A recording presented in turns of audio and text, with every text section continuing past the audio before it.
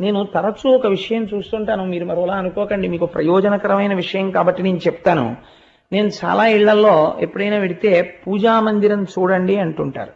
అంటే వెళ్ళి ఒక నమస్కారం చేసి వస్తాను, వాళ్ళ భక్తి గొప్పది. నేను ఎవరిని విమర్శ చేయట్లేదు, కానీ ఒక విషయం తెలుసుకోండి.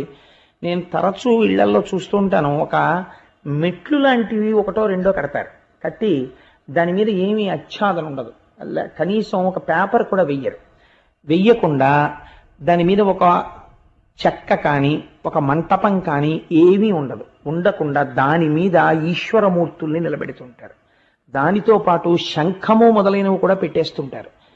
అలాగే యంత్రాలు ఎట్టి పరిస్థితులలోనూ భూమికి తగలడానికి వీల్లేదు. చాలా మంది ఇవాళ మార్కెట్లో సబ్బులు అమ్మినట్టు అమ్మేస్తున్నారు యంత్రాలు. ఎలా అమ్ముతున్నారో వాళ్ళకి తెలియాలి, కొనుక్కునే వాళ్ళకి తెలియాలి. యంత్రాన్ని అందరూ పట్టుకోలేరు, యంత్రాన్ని అందరూ హ్యాండిల్ చేయలేరు. యంత్ర పూజ ఎందుకంటే